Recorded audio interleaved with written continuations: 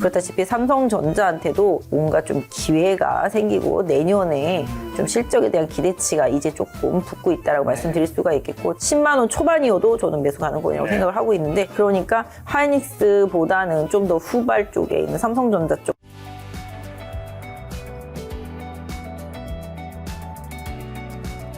삼성전자 하이닉스 차트 한번 볼까요? 오늘 삼성전자는 살짝 오른 것 같고 하이닉스는 살짝 조정받은 느낌이었던 것 같은데 삼성전자는 올라갔다 빠졌다 왔다리 갔다리 하다 지금 추세가 잘 살아있잖아요. 네. 저희가 예전에 이거 계속 보면서 추세선 그어놓은 것들이에요. 근데 삼성전자 기준으로 보면은 4천선 언저리가 여기 10만 5천 원 언저리거든요. 10만 4천 원에서 10만 5천 원 언저리가 4천선이라고 보시면 돼요. 그러니까 기본적으로 4천선이 계속 유지가 되려면 삼성전자가 좀 버텨줘야 되는 부분이 있고요. 그래서 지금 약간 삼성전자를 뭐 목표가 뭐 14만 원도 나오고 막 그러잖아요. 그래서 트레이딩을 하려면은 지금 보시면 이제 수급으로만 놓고 봐도 기관이 계속 사고 있잖아요. 아까 외국인이 사다가 조금 팔긴 했지만 최근에 많이 다시 들어왔잖아요. 그렇다시피 삼성전자한테도 뭔가 좀 기회가 생기고 내년에 좀 실적에 대한 기대치가 이제 조금 붙고 있다라고 말씀드릴 수가 있겠고 차트를 분석해 드리면 삼성전자는 간단해요. 딱 보셔도 지금 95,000원 선이잖아요. 이번에 급락했을 때도 저점이.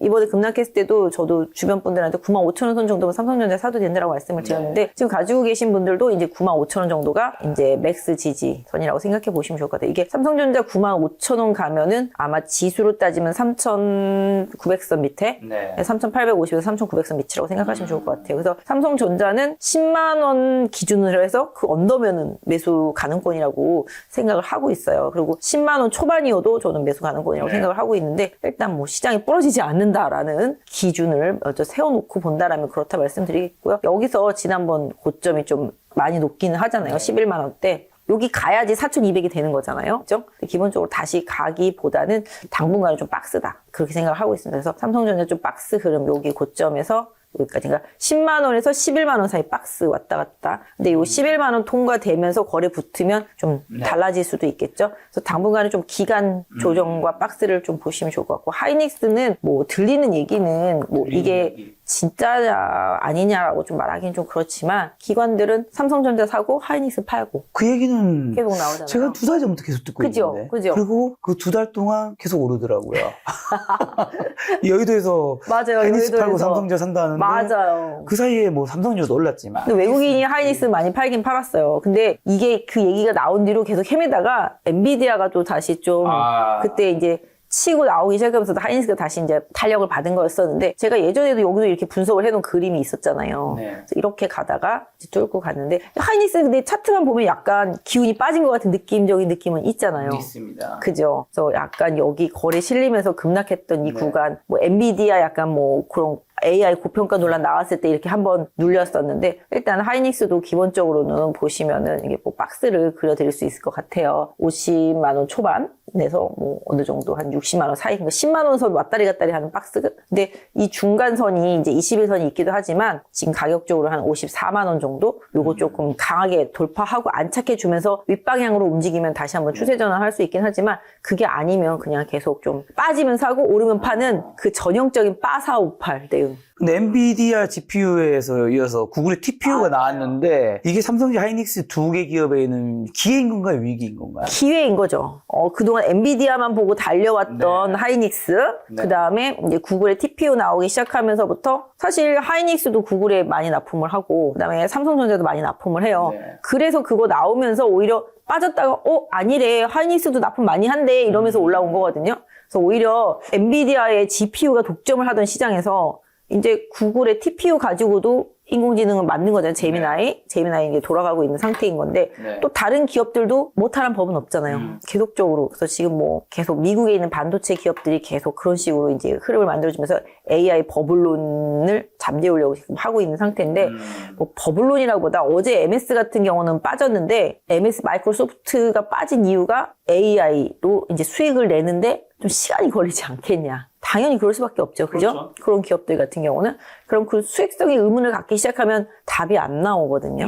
지금은 투자를 하는 구간인 거잖아요. 투자. 예. 그렇기 때문에 그런 IT 기업들, 뭐 구글이라든지 뭐 마이크로소프트라든지 기타 등등 이런 쪽들이 실적을 내기 위해서는 시간이 필요한 거고 네. 지금은 투자의 시간. 그럼 그 투자의 시간에 돈 버는 쪽은 어디냐? 당연히 거기에다가 물품을 집어넣는 업체들이겠죠? 당연히 반도체를 집어넣어야 되고, 그렇죠? HBM을 넣든 뭐, DRAM을 넣든 뭐, 낸드를 넣든 뭘 넣든 간에 넣어야 되는 기업들인 거잖아요. 네. 그러니까 그 밑에 벤더들이 이제 그 투자의 기간에는 수혜를 보는 거죠.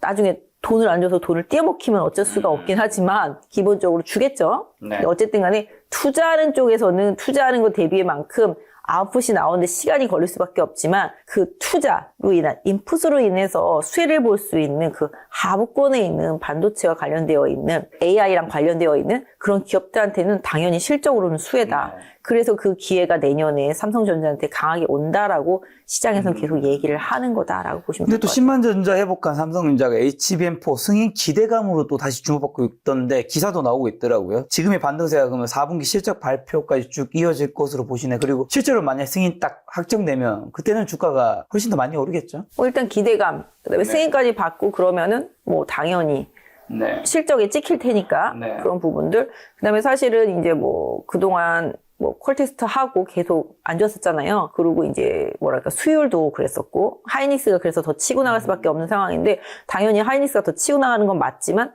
지금 삼성전자는 이제 없던 게 생기는 부분이고 쫓아가는 부분이기 그렇죠. 때문에 삼성전자한테는 뭐 모든 뉴스는 다 굿뉴스다.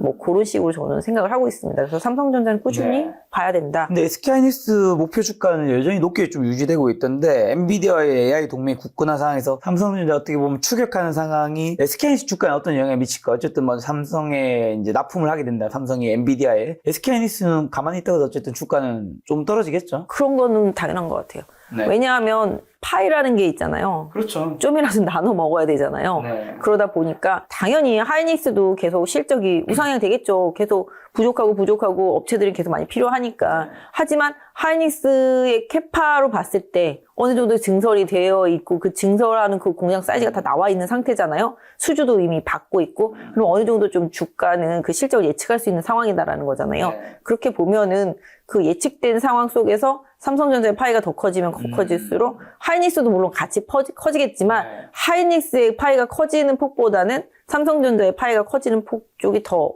클 가능성이 높잖아요. 네. 그러니까 하이닉스보다는 좀 더 후발 쪽에 있는 삼성전자 쪽, 그다음에 아까 말씀드린 대로 여러 가지 AI와 관련되어 있는 파생 디바이스들이 되게 많이 있는 쪽들이 삼성전자잖아요. 그렇기 때문에 기회는 계속 삼성전자한테 더 많이 부장님들 열려 있다. 여의도에서 말이 나오는 것처럼 하이닉스보다 삼성전자다. 그 실적으로 하이닉스가 나쁘지는 않지만 그렇죠. 모멘텀적인 측면에서 봤을 때 우리는 턴어라운딩 기업을 선호하고 네. 주가는 그런 기업들한테 더 점수를 많이 주잖아요. 맨날 꼴등하던 놈이 30등 하면 잘한 거예요, 못한 거예요? 잘한 거죠. 맨날 1등 하던 놈이 1등 하면 잘한 거예요, 못한 거예요? 유지한 거죠. 그렇잖아요. 네. 그런 논리를 혹시 봐주시면 그런 좋을 것 부분도 같아요. 있을까요? 삼성전자랑 SK하이닉스 시총이 예전보다는 굉장히 줄어든 거잖아요. 굉장히 많이 이제 하이닉스가 엄청 많이 치고 올라왔기 때문에 삼성전자는 그만큼 오르지 못했기 때문에 줄어든 것도 있는데 이제 삼성전자가 HBM을 이제 납품을 하게 된다면 이 격차가 예전만큼 아니어도 이제 좀 너무 많이 좁아들었으니까 다시 좀 벌어지는 부분도 이제 심리적으로 네. 혹시 그런 것도 영향을 미친 게 있을 수 있을까요? 뭐 그럴 수 있는데 어차피 근데 삼성전자 하이닉스의 시가총액은 외국인 손에 달려있기 때문에 두 개 합쳐서 천조네요. 네, 내 손으로 만들 수는 없다.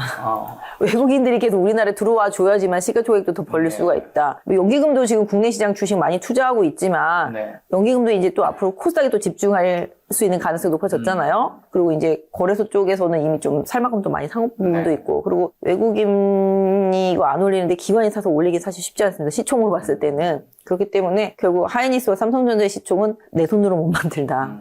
예, 그래서 외국인이 다시 우리나라에 어느 정도 다시 컴백하느냐 네. 이런 유동성 이런 부분들을 계속 좀 점검할 필요는 있는데 지금의 볼륨보다는 뭐 어느 정도 그러니까 삼성전자가 더 많이 올라가서 벌어지기보다는 하이닉스가 좀 빠져서 벌어질 수 있는 확률 그런 부분은 한번 고려해 봐야 돼요. 근데 삼성전자 본주가 오늘 우선주가 더 많이 올랐네요. 네, 우선주 많이 올랐죠. 네. 거의 1% 좀 더 올랐는데 이런 건 혹시나 뭐 배당 시즌 때문인 건가요? 배당 시즌도 있고 네. 또 여기는 또 거래량이 적기 때문에 네. 좀 투자하시는 분들이 삼성전자 대비해서 우선주가 좀 뭔가 좀 싸 보이는 효과가 있지 않습니까? 지금 그렇죠. 가격적으로 봤을 때 네. 그죠? 약간 배당 고려해서 보더라도 지금 가격 차이가 좀 있잖아요. 네. 그러다 보니까 약간 우선주 쪽으로. 둘 중에 뭘 추천하시나요? 아니, 우선주도 좋고 삼성전자도 좋아요. 다 좋은데, 뭐, 아시다시피, 뭐, 우선주가 배당 조금 더 주잖아요. 그것보다는 좀 핸들링하기 좋고 매매하기 쉬운, 뭐, 그렇다고 뭐 우선주가 매매하기가 어려운 건 아닌데, 그렇죠. 네, 삼성전자 쪽이 계속 보시는 게 좀 매매하기. 자, 그리고 또 인텔이 애플에 MCD 칩을 생산할 수 있다는 소식에 주가가 급등했는데, 인텔의 부활 조짐이 삼성전자 TSMC가 주도하는 파운드리 시장의 변수를 흔들 요소가 될 수 있을까요? 지난번에 한번 말씀드린 것 같아요. 미국의 반도체 기업들이 좋아지면, 이건 우리한테는 어떻게 보면 약간 악재다. 네, 악재다. 그러니까 뭐 아주 악재다 뭐 이런 게 아니라 미국에 이제 다 죽었던 반도체 기업들이 지금 계속 살리고 있잖아요. 트럼프가. 그죠? 인텔도 막 살리려고 그러고 뭐 지금 마이크론도 치고 나오고 있고 뭐 AMD 뭐 이런 식으로 다 치고 나오다 보면은 우리들한테 악재라기보다는 경쟁자가 계속 추가되고 있는 거잖아요. 아, 쟤 별거 아니다고 생각했었는데 슬슬 올라오네 뭐 이런 식인 것처럼 일본도 지금 그렇잖아요. 일본도 지금 반도체 엄청 투자한다 그러고 마이크론도 일본에 또 투자한다 그러고 그래서 이제 계속적으로 반도체 쪽 일본도 쫓아오고 있고 그러니까 지금 사방에서 지금 쫓아오고 있는 거예요. 중국도 쫓아오고 있고 미국도 다시 부활하고 있고 일본도 이제 올라오고 있고 그러다 보면은 이제 사방에 이제 경쟁자들이 생기는데 예전에 삼성전자가 이제 치킨 게임에서 다 죽여놨었잖아요. 근데 지금은 이제 걔네들이 이제 조금씩 이제 살아나고 있으니까 어차피 큰 파이가 있으면 나눠 먹을 수밖에 없겠지만 내가 혼자 먹던 거를 누군가 나눠 먹어야 된다는 거는 서로서로에게 불편한 일이죠. 그러니까 아까 말한 대로 하이닉스 거를 삼성전자가 뺏어 먹는 것처럼 이 둘의 거를 또 다른 쪽에서 뺏어 먹을 수 있는 확률들이 올라가고 있다는 거죠. 그렇게 따진다라면 또 미국 내에서 생산하는 제품에 대해서는 당연히 관세 혜택을 주고 있고 트럼프가 계속 제조업 미국으로 이렇게 얘기를 하고 있기 때문에 미국 기업들 쪽 간에 이렇게 연결고리 이런 부분들은 약간 뭐 불편해질 수는 있겠지만 AI의 확장 이런 부분들을 봤을 때는 지금 시각에서는 그들을 뭐 이렇게 견제한다기보다는 같이 한번 커보자 이런 정도의 뉘앙스. 다만 좀 불편해질 수는 있겠다라는 생각은 당연히 좀 듭니다. AI니까 그건 한번 여쭤봐야 되겠네요. 어쨌든 한동안 시장을 지배하던 AI 거품론이 구글의 3.0 모델로 인해서 좀 잠재워진 부분이 있는데 아직 AI 버블은 아니라고 보시나요? 부장님은? 이게 AI 버블이라는 건 사실 좀 터져봐야 아는 건데 지금 유동성이 너무 충만하기 때문에 제가 뭐 버블이다 아니다 속단하기는 조금 어려울 것 같고요. 다만 이제 주가 자체가 미리 선반영돼서 많이 오른 부분들은 분명히 있긴 있다. 하지만 여기 고점인 것 같은데 라고 생각했던 것보다 더 추가로 오버슈팅이 될 수 있는 부분들도 시장에서 충분히 있기 때문에 미리 예상하기는 좀 그렇다. 다만 이제 시장의 전반적인 유동성이 떨어질 때라든지 시장이 이제 얼굴을 좀 바꾸기 시작했을 때는 조금 조심할 필요는 있겠습니다. 또 삼성전기가 AI 서버용 MLCC 수요 증가로 영업이익 1조 클럽 복귀를 노리고 있는데 현재 주가 대비 시적 성장성을 충분히 반영하지 못한 저평가 상태라고 보는 분도 있고 한데 요즘 굉장히 많이 올랐죠 삼성전기. 지금 IT 쪽에서 보면은 삼성전기가 MLCC로 해서 상당히 많이 올랐고요.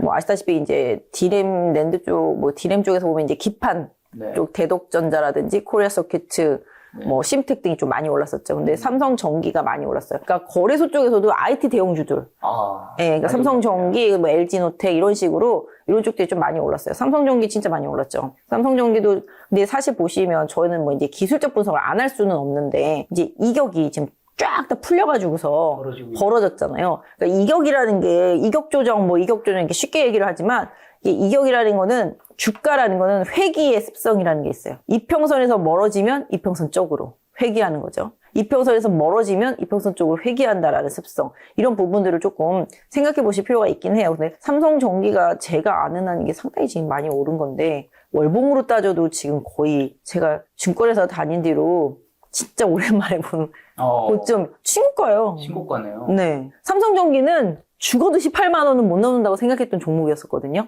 워낙 좀 등치도 있고 무거웠고. 근데 MLCC가 맨날 호황이라고 그랬을 때도 옛날에 무슨 일본에 물었다 얘기만 나오면 맨날 빠지고 그랬었거든요. 그 경쟁자잖아요. 그랬었는데 요새는 유리기판도 마찬가지가 되겠고 FC, BGA 뭐 이런 걸로도 그렇고 그래서 MLCC 뭐 이런 쪽으로 해서 삼성전기가 AI 시대의 진정한 대장이다 뭐 이런 식으로 레포트들도 많이 나오더라고요. 근데 어쨌든 간에 삼성그룹의 성장에서 삼성전기가 당연히 AI든 로봇이든 연결이 안 될 수가 없거든요. 고리가.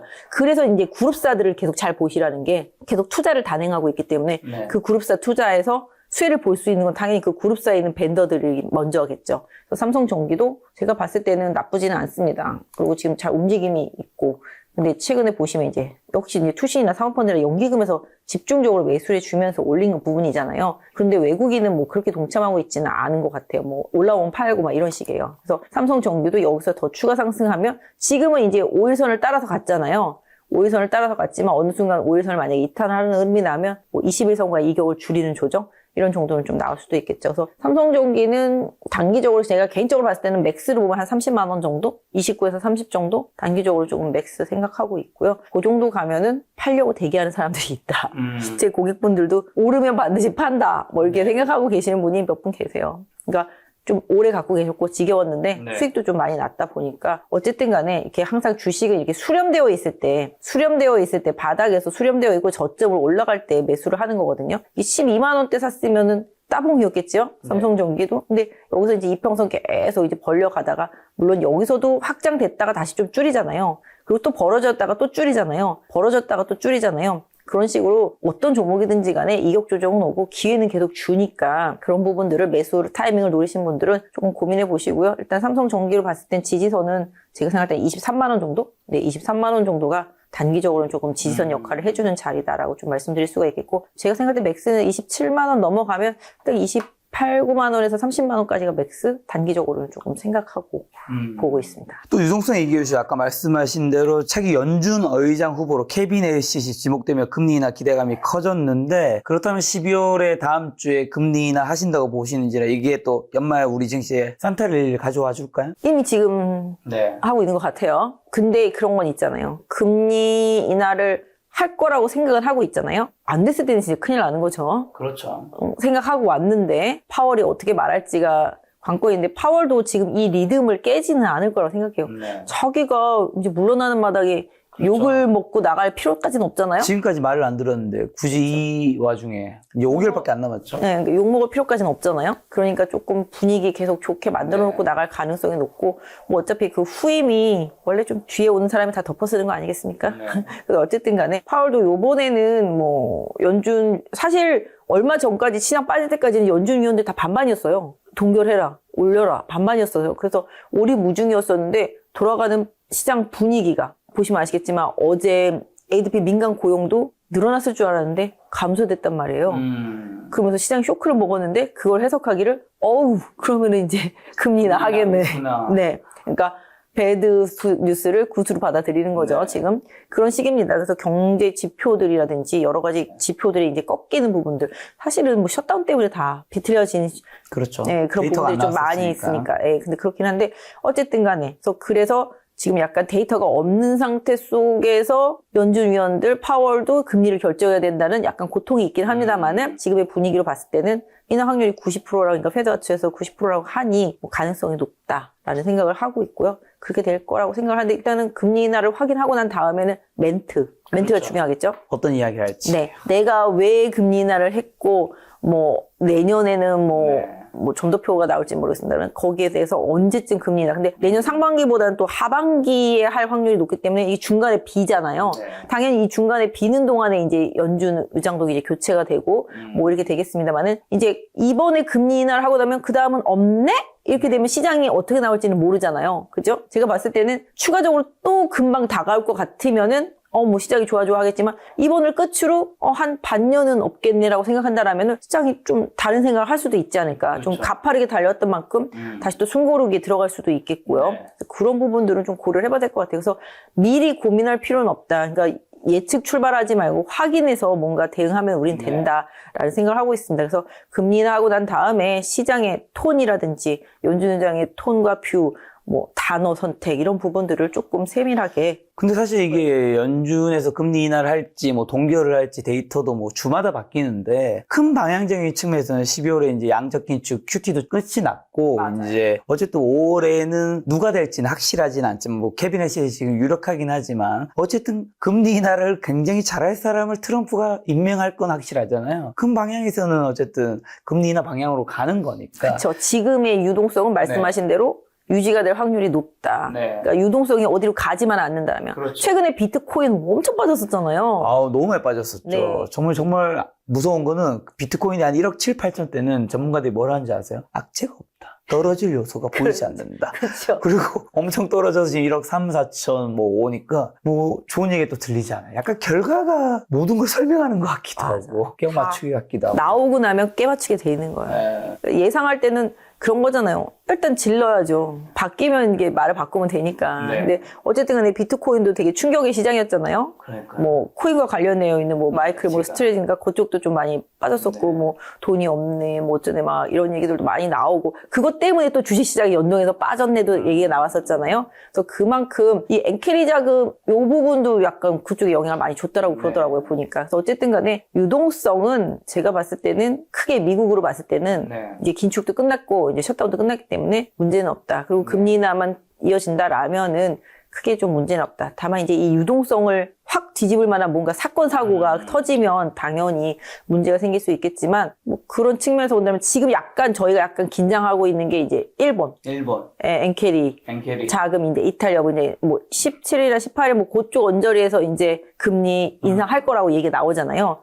그러니까 금리 인상하게 됐을 때 실질적으로 이제 시장 지금 괜찮아 그 별거 아니야 막 자기가 얘기를 하고 있지만 막상 일본이 금리 인상을 하고 나서 그런 뭐 엔캐리 자금들이 지금 0.25인데 0.5가 되면은 뭐 물론 주식시장이 더 좋아서 주식시장에 더 메리트가 있다라면 남아있을 수도 있겠지만 그게 아니다라면은 회귀할 수도 있는 거잖아요. 그렇기 때문에 그런 부분들로 인해서 지금 너무 그런 거 있잖아 아니란 생각 네. 이런 부분들은 하면 안 될 것 같고요. 어차피 12월 중순 이후에서 연말까지는 그 부분도 약간 영향 좀 있을 것 같고, 다만 우리 시장 같은 경우도 뭐 아시다시피 이제 뭐 배당 관련한 이슈도 있겠고, 그 다음에 연말에 이제 북클로징 할 때 내 이름을 주주명부에 남기기 싫은 사람들도 분명히 있을 테고, 그러다 보면 우리 시장도 중순 이후로는 좀 변동성에 놓일 가능성이 있는데, 거기에 이제 엔캐리까지 가야 된다라면은 지금 시장에 아무런 악재가 없고 유동성 충분해 좋아 달려 레이스야 질러 뭐 이렇게 했던 게 바뀔 수도 있는 거잖아요. 그래서 저도 지금은 예상을 막 해드리기보다는